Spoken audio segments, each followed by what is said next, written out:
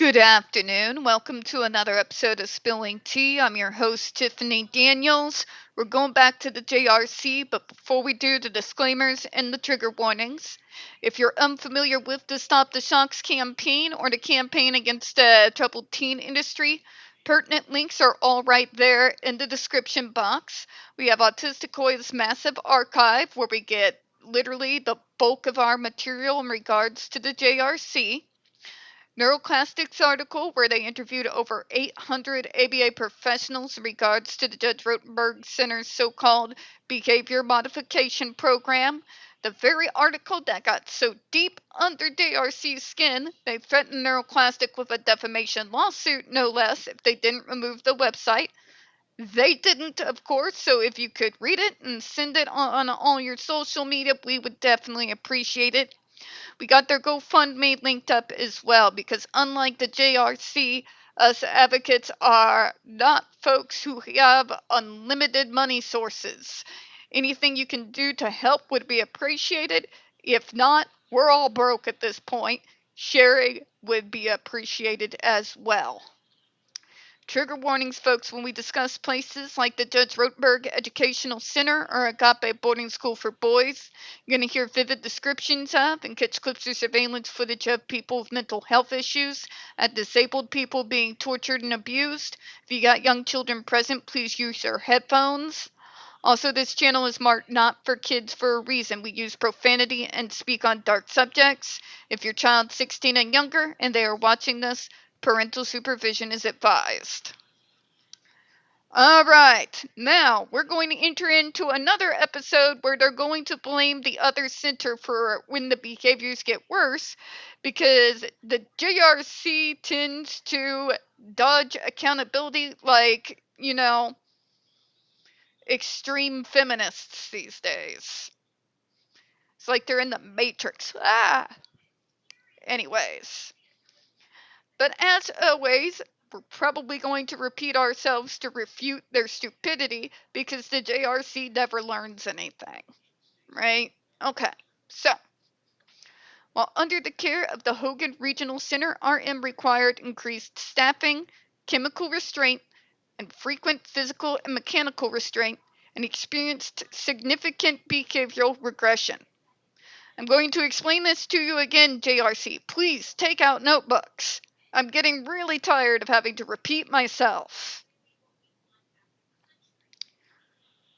When you are abused and then rescued out of the abused situation, and you no longer have the constant threat hanging over your neck, in particular when it is a situation where you've had to mask for extensive long periods of time while suppressing literally every single thing that even remotely resembled an emotion for means of survival.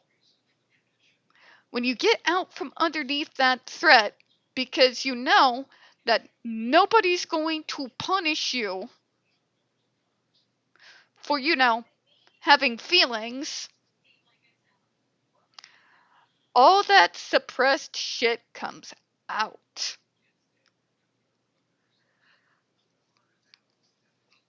Let me paint you all a picture.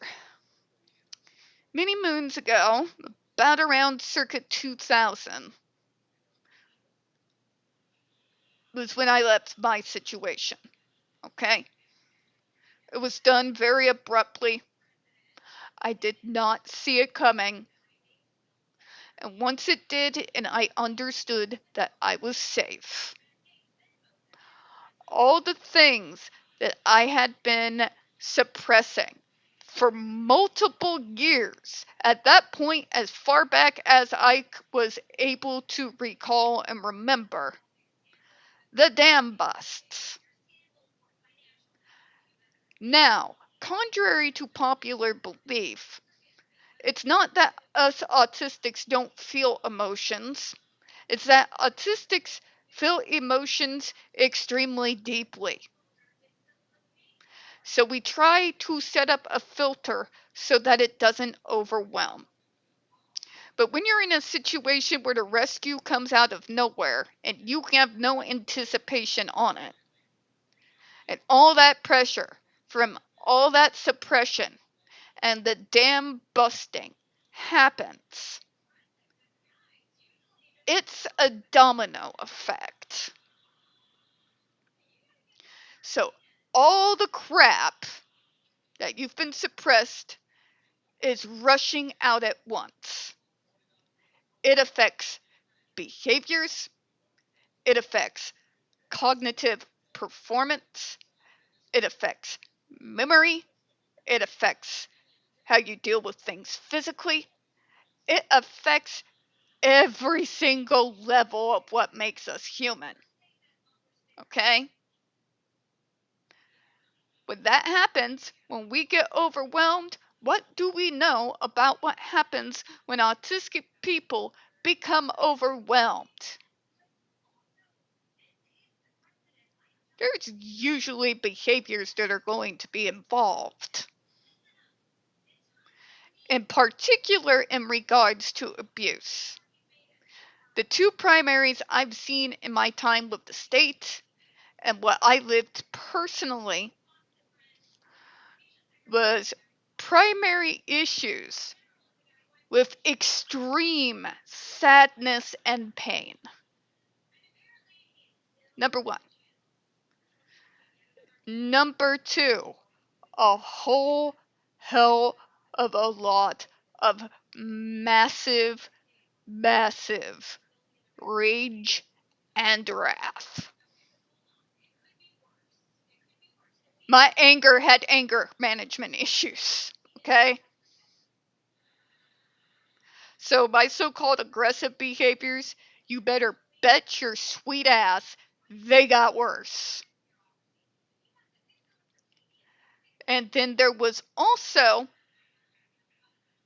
all those years of self-hatred and self-loathing coming out, and both consciously and subconsciously sabotaging myself due to that deeply, still deeply embedded self-hatred and self-loathing.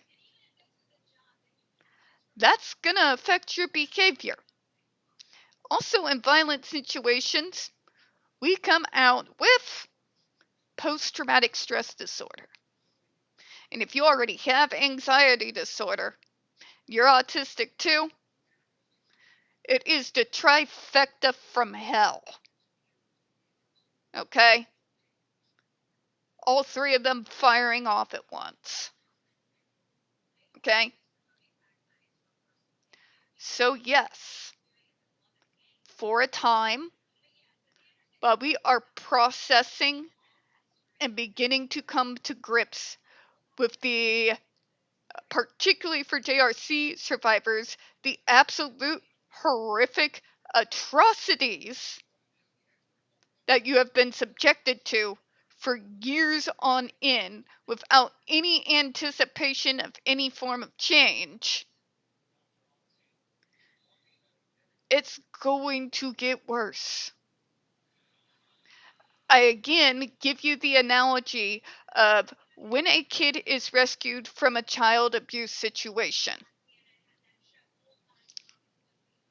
Does anybody ever think it weird when they act out afterwards? No. We all understand that there's going to be absolutely essential mental health help that's going to need to be accessed. We do not blame or shame the child for acting out because the why they're acting out is trying to deal with the trauma. When it comes to us autistic folk, however, that understanding evaporates as though it was never there. Because the medical model is so used to blaming all of our behaviors because of the fact that we're autistic, that trying to get them to understand that that's not where all of this is coming from, and even though what I'm displaying is autistic traits, This is an autistic that is trying to deal with the trauma that has been inflicted upon me, where I was not allowed to have any real reaction to it for almost a decade. These kids are no different. And they sure as hell went through far worse than I ever was put through. Okay? So it shouldn't be surprising when their behaviors get worse. It's the same reason that a neurotypical child abuse survivor acts out. It's the trauma. But they failed and they had to use restraint and mechanical restraint. Again, again, can someone explain to me what it is with the East Coast where they can't realize that somebody coming out of a hellscape like this should probably look to get someone who is an expert, who's trauma informed on that kid's treatment plan team? Please explain to me like I am 6. Because every single one of the things that have been listed as quote unquote autistic behaviors, if I were to read that to any abuse survivor, any of them, they would recognize what they were reading in a heartbeat. In a heartbeat. It doesn't stop being a trauma response just because the person who's responding to the trauma is an autistic person. Well, then why does it look like an autistic trait? Because the person who experienced the trauma is autistic, Karen. Any other dumb fucking questions?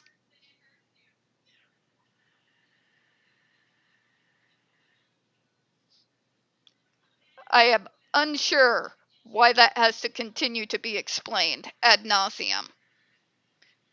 Neurotypical child abuse survivor acts out in a similar way where maybe they have acted out before, but more intensified.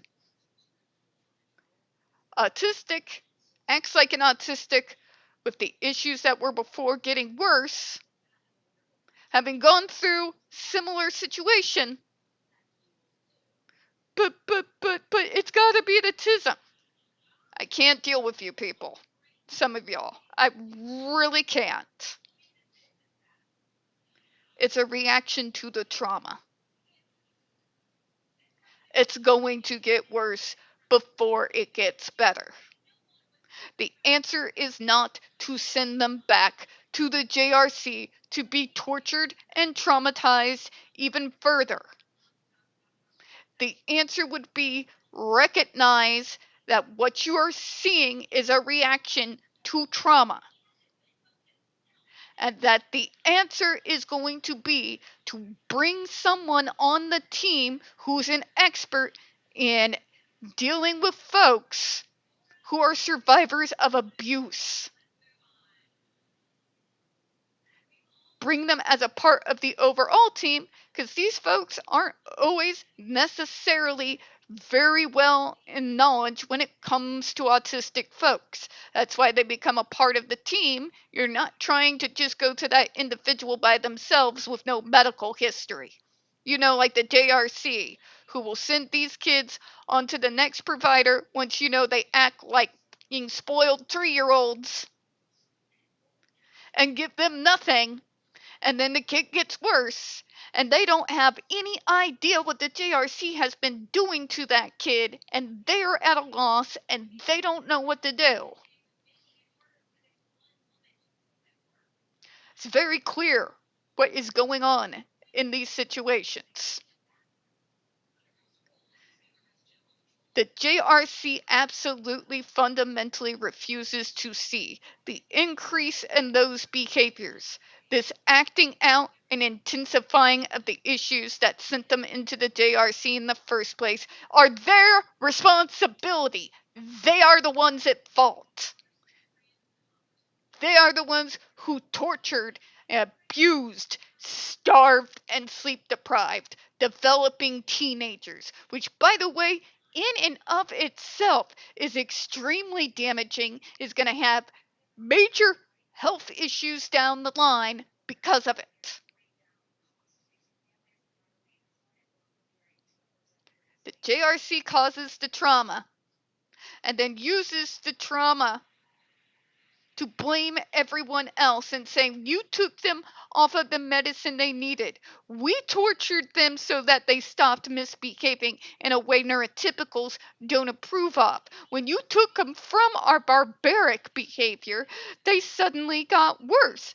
Obviously, we need to have the ability to continue to torture them while making money, $285,000 a year off of their suffering. Yeah.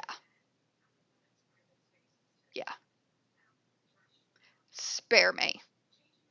If this sounds like a little bit personal, it's because, folks, for me, it hits a little bit too close to home. Okay? JRC horrifically abuses these kids. Like any kid who goes through abuse, when they are no longer in danger of the abuse continuing, the fallout of the trauma that the JRC caused is at the beginning going to exacerbate all the not fun sides of our diagnosis. That's how trauma, PTSD, and anxiety disorder works. The answer isn't to continue to torture and force us to mask and suppress until we die of our own hands at early ages. It is extremely rare in my community, sadly, that one of us is actually able to make it to my age of 40. Very rare indeed. Okay? We're going to go ahead and close on that, folks. We don't get very many views on this channel, and the few we do get do tend to get removed from time to time, so please don't forget to hit the like button, hit subscribe, don't forget to hit the comments. I appreciate your time. As always, we here at Spilling Tea do hope you have a good one. I'll see you here in a few minutes. Bye-bye, everyone.